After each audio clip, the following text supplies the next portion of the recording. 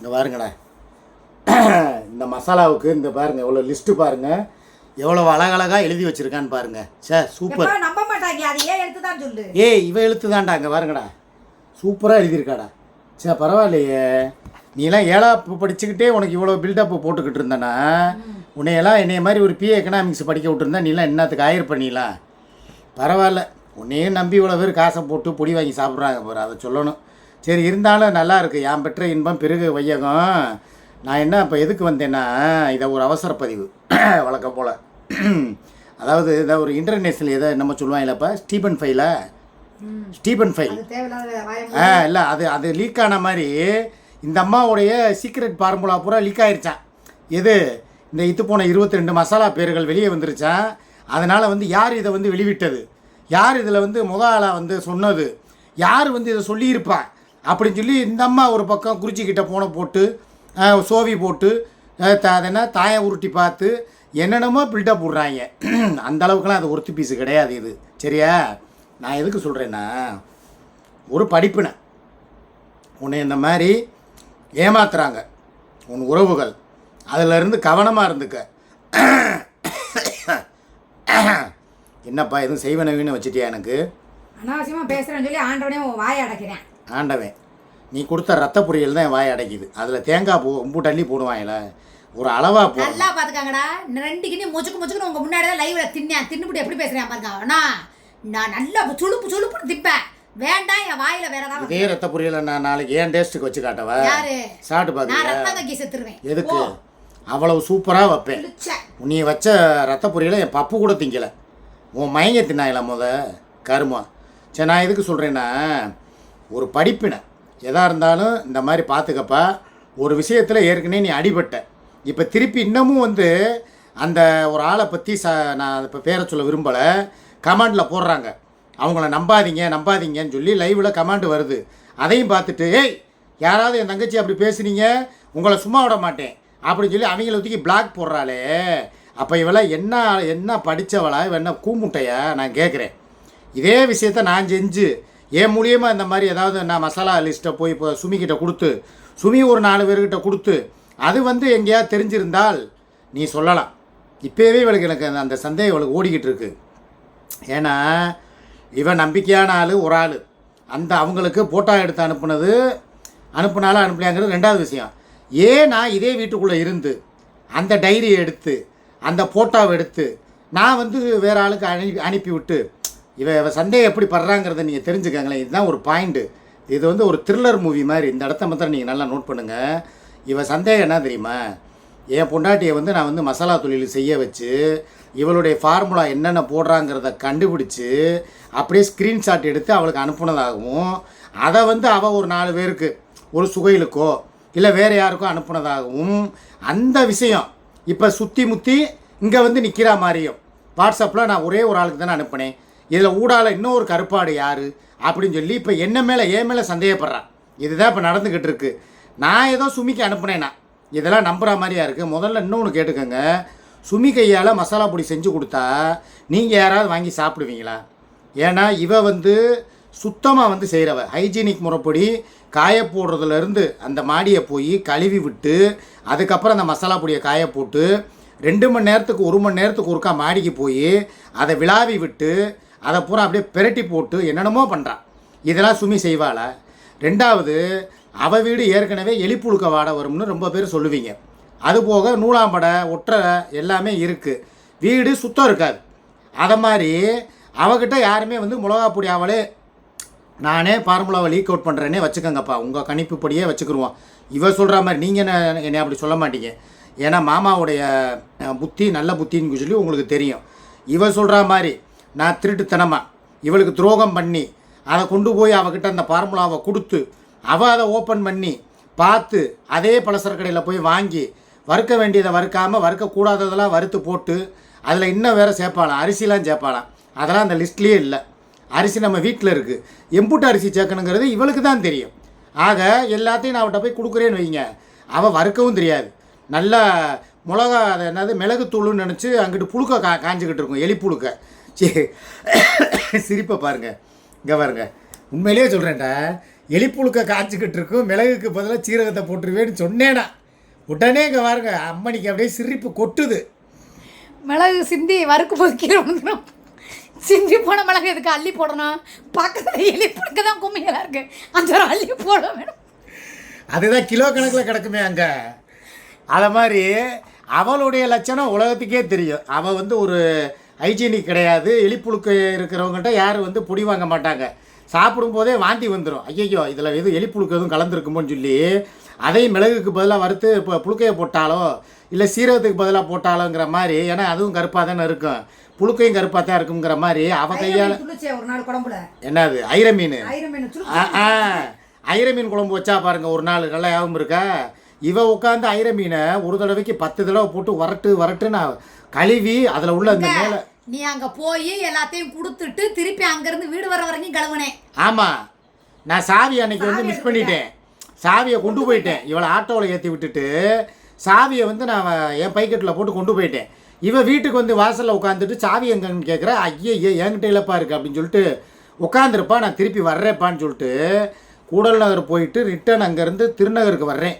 அவ்வளவு நேரம் அந்த மீனை போட்டு உரசி அதில் உள்ள அழுக்கப்பூரா எடுத்து கழுவி சுத்தம் பண்ணி வீடியோ போட்டு ஐர மீன் குழம்பு வச்ச இவையங்க மீனை வந்து கழுவ கூட இல்லாமல் அப்படியே உயிரோடு தூக்கி குழம்புல போட்டு அது அந்த புளிக்குழம்புக்கு மேலே போட்டவுடனே பட்டுன்னு தெரிச்ச சுமியங்க.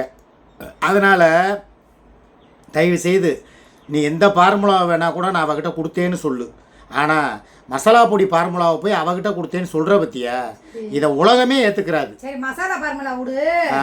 அவதான் உப்பு கண்டா வியாபாரம் பார்க்க போறேன்னு சொன்னாலே முதல்ல உப்பு கண்டத்தை எப்படி போட்டு பெரட்டுறதுன்னு அண்டாவை காப்பாளவ. இதெல்லாம் அங்கே அவளை குறை சொல்லாத. மசாலா உப்பு கண்டை வந்து அவள் சூப்பராக பண்ணுவாள். சின்ன வயசுல இருந்தே, அதாவது கல்யாணம் முடிச்ச புதுசுல இருந்தே இளங்குமரியா இருந்தா பாரு, அப்ப இருந்தே உப்பு கண்டம் போடுறதுல அவள் ஸ்பெஷலிஸ்ட். கிளவின்னு சொல்ல வர்ற எதுக்கு? குமரியா இருந்தப்ப இப்போ இளந்தாரி ஆயிட்டா.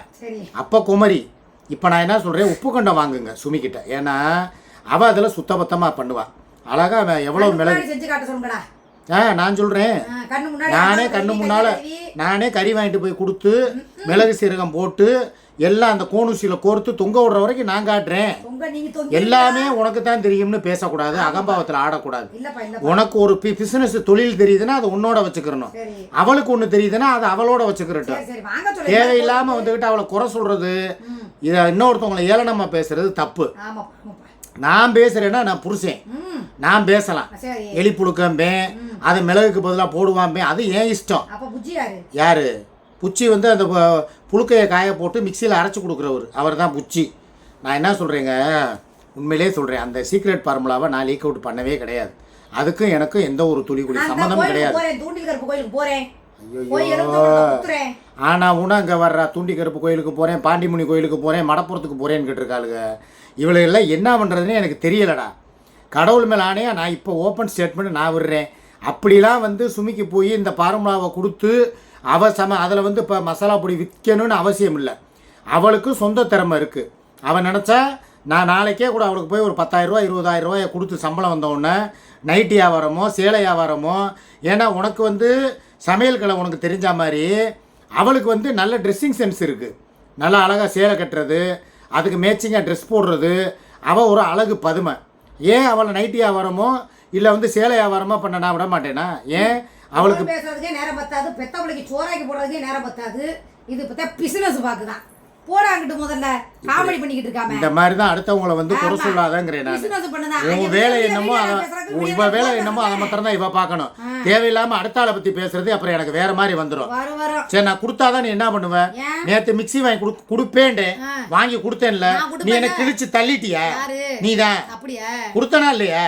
அப்புறம் என்ன அடுத்து கொடுப்ப? இப்போ நீ 2 வீலர் வாங்கி கேட்ட, நான் உனக்கு வாங்கி கொடுத்துட்டேனே. கொடுக்காம நீ இருந்து பாரு. எதுக்குங்கிறேன் நான், தேவையே கிடையாது. அவளுக்கு ஒரு செலவுனா இவளுக்கு 9 செலவு வைக்கணுமா? நான் தேவை கிடையாது. உனக்கு மிக்சி வாங்கி கொடுத்தது நான் கொடுப்பேன். அடுத்து ஏசி வாங்கி கொடுக்க போறேன். இப்போ அடுத்த வீட்டுக்கு என்னென்ன தேவை, வாஷிங் மிஷின் வாங்கி கொடுப்பேன். ஐயோ பாலா புராணத்தை ஆரம்பிச்சிட்டாடா. ஐயோ இவ புராணத்தை ஆரம்பிச்சிட்டாடா. இந்த கிளவி புராணத்தை யாரு அவ கிளவினா? நீ என்ன ஓமைன்னு +2 படிக்கிற பையனை வச்சுக்கிட்டு பேரமேத்தி எடுத்துக்கிட்டு பேப்பர்ஸ் மாட்டிக்கிட்டு திரியறேன், பள்ளிக்கூடம் அனுப்பிக்கிட்டு. உனக்கு நீ லேட்டா கல்யாணம் முடிச்சிட்ட, என்ன பண்ண? அது ஒரு தடி ஊன்றது. நாங்க இளந்தாடியா இருக்கும் போதே கல்யாணம் முடிச்சிட்டோம்.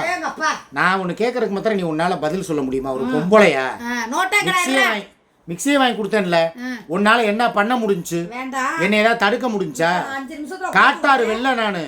என்னையெல்லாம் தடுக்கிறதுக்கோ அதை என் உரிமையை பறிக்கிறதுக்கோ உனக்கு ஒரு துளி கூட ரைட்ஸ் கிடையாது. ஆமா மாமா. என் குடும்பத்துக்கு மாமாவா? இல்லை, நீ ஏதோ குஜால் மூடலில் தான் இருக்கு.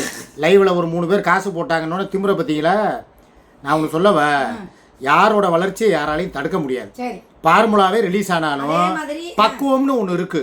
அந்த பக்குவப்படி எது செய்கிறாங்களோ அவங்கள தேடி வரும். இன்னொன்று சொல்லவா, இவ கையால நான் சொல்லல எதை வறுக்கணும், எவ்வளவு நேரம் வறுக்கணும், கூட என்ன சேர்க்கணும்னு சொல்லி நேத்தே நான் சொன்னேனே. அந்த இதெல்லாம் எடுத்து உள்ள இருந்து எடுத்து காட்ட போனிய, நான் வேணாப்பா நிப்பாட்டுப்பான்னு சொன்னேன்ல. இன்னைக்கு நீ காட்டியிருந்தேன்னா எதை வறுக்கிறது எதை இது பண்ண கரெக்டா தெரிஞ்சிருக்கும். பிரச்சனை இல்ல, எவ்வளவு நேரம் வறுக்கணும், என்னென்ன போட்டு வறுக்கணும், கூட என்ன சேர்க்கணுங்கிறது தெரியுமா? எவ்வளவு இன்னொன்னு சொல்லவா, உன்னோட கை பக்குவம் இருக்குல்ல, இங்க வருங்க, உன் கை பக்குவம் இருக்கு தெரியுமா? அது வருமா வேற ஆளுக்கு? அதை யோசிச்சு பாரு. இன்னொன்னு தெரியுமா, நீ ஒரு செலிபிரிட்டி. இன்னொன்னு சொல்லவா, உன் கையால மசாலா சிரிப்பா. இப்ப மேவட்டுக்காரங்க தொடச்சு போட்டு வெறும் இரும்பு போட்டுருந்தாங்க. இந்த ஸ்டிக்ல இரும்பு வரும்ல, இப்போ தொடப்பத்தை காய்த்தா காணாம், அந்த துணியை காணாம், வெறும் இரும்பு போட்டு கிடந்துச்சு. இந்த பக்கத்து ஒரு பெரிய இரும்பு, அந்த பக்கத்து ஒரு 2 விளக்கு மாதிரி, இந்த பக்கத்து ஒரு 2 செருப்பு, நடுவில் ஒரு செருப்பு, இருக்கிற மொத்த செருப்பை அள்ளி கொண்டே போட்டுவிட்டேன். நடுவில் ஒரு செருப்பு போட்டேன்னா அப்புறம் மசாலாவுக்கு நடுவில் கேப்பா விட்டு காய போட்டுருக்கேன்டா. அங்கிட்டு ஒரு செட்டு, இங்கிட்டு ஒரு செட்டு, கலந்துடக்கூடாதுல்ல. உன்னை ஹைஜீனிக்குன்னு சொல்லி வச்சிருக்கேன். நீ பாட்டுக்கு நடுவுல ஒரு செருப்புண்டா என்ன அர்த்தம்? உனக்கு ஒன்று செருவா சுத்திலும் போட்டு வச்சிருக்கேன். காஞ்சனா படத்துல கட்டுவாங்க, அவங்க சொல்லிரு. இல்ல சந்தேகப்படுவாங்க, சுத்திலும் காஞ்சனா படத்துல காய போடுவாங்களா? ஏன்னா எங்க ஏரியாவில் எப்படி தெரியுமா, என்ன பூட்டு காயுது, எவன் வீட்டில் இப்படி திங்கிறாங்க. ஆனால் கண்டிப்பாக நாங்கள் தானே உலகத்துக்கே தெரியும். அதனால தான் கண்டிஸ்டி படக்கூடாதுங்க, கருப்பு வேணுங்கிறனால என்கிட்ட வேற ஒன்றும் இல்லை. 2 பக்கத்து இரும்பு, 2 பக்கத்து 2 விளக்கமாறு, நடு சென்டரில் அங்கிட்டு ஒரு செட்டு, இங்கிட்டு ஒரு செட்டு, நடுவில் செருப்பு அப்படியே அப்போ அடுக்கி வச்சிருக்கேன். கண்டிஸ்டி படாமல் இருக்கு. அப்போ அந்த டேஸ்ட் போகாமல் இருக்கணும்ல. கேப் விட்டு வச்சிருக்கேன். கேப்பு அது வேற செட்டு, இது வேற செட்டு, ஒன்னாலாம் போடல. நீங்க ஒன்னே அதெல்லாம் போட்டே நினைச்சிடாதீங்களா? முகரையில பாருங்க. ஐயோ, இருந்தாலும் தெளிவா சொல்லு. அப்புறம் அதுக்கு வேற வந்துக்கிட்டு இது பண்ணிக்கிட்டு இருப்பாங்க. சுத்தமா இருக்கும், ஹைஜீனிக்கா இருக்கும். அது போக அவ கையால அரைச்சு அவ கையால பொடி பாக்கெட்டு போடுறா, செம டேஸ்டா இருக்கும். இப்ப வரைக்கும் 20 பேர் கொடுத்துருக்காங்கப்பா. 20 பேர் கொடுத்துருக்காங்க. இதுல 6 பேருக்கு தான் அனுப்பியிருக்கேன். ஆமா, 20 பேர்னா எத்தனை கிலோ? 10 கிலோ. 10 கிலோ இப்போவே வந்து ஆர்டர் ஃபுல்லாகிருச்சு. இது 10 100 ஆகணும், 100 1000 கிலோ ஆகணும். எது மொத்தமாக சேர்த்து சொல்றியா? 20 பேர்னா ஒரு ஆளுக்கு அரை கிலோ மீன். 4 கிலோ அனுப்பிட்டேன். 5 கிலோ அனுப்பிட்டேன். ஆமா, அடுத்து 16 பேத்துக்கு அரை கிலோ போடு. அதுல ஒரு ஆளு மட்டும் 3 கிலோ கேட்டிருக்கு பல்கா. ஓ, 3 கிலோ. இந்த பெரிய பெரிய ஆர்டர்லாம் அதுல இருக்கு மொத்தமா. சரி, மொத்தம் அது ஒரு 20 கிலோ ஆர்டர் வச்சிருக்கா கையில. ஆமா, ரைட்டு, விடுங்க. 13 கிலோ. இப்ப நான் எதுக்கு இதை சொல்ல வர்றேன்னா, அவங்க செய்யற பிசினஸை யாராலையும் கெடுக்க முடியாது. அது வந்து அவங்களுக்கு ஆண்டவன் கொடுக்கணும்னு நினச்சா அதை யாராலையும் தடுக்க முடியாது. ரைட்டா? இதை தான் சொல்ல வர்றேன். இந்த ஃபார்முலா வந்து லீக் ஆனதை பற்றி பேசியோ இல்லை அதுக்காக வந்து நாங்கள் கவலைப்பட்டோ வீடியோ போட போகிறது கிடையாது. ஏன்னா ஃபார்முலாங்கிறது ஒரு நம்பர். எப்படி ரஜினி சொல்கிறாரு, வயசுங்கிறது ஒரு நம்பர், அதை மாதிரி ஃபார்முலாங்கிறது ஒரு இது, அவ்வளோதான். அதை செய்கிற மெத்தடுங்கிறது வேறு. மெத்தடு வந்து அவங்கவுங்க கைக்கு அவங்கவுங்க பக்குவத்துக்கு வரும். சாப்பிட்டு பார்த்தவங்க அடுத்தடுத்து ஆர்டர் கொடுக்குறத பார்த்தே நீங்கள் தெரிஞ்சுக்கிறலாம். அவள் முன்னேற்றத்தை யாராலையும் தடுக்க முடியாது. எத்தனை எதிரிகள் வந்தாலும், எத்தனை சூழ்ச்சிகள் வந்தாலும் எல்லாம் தவிடுபொடியாக போயிடும். ஓகேவா? 6 மணியில் சந்திப்போம். பாய்.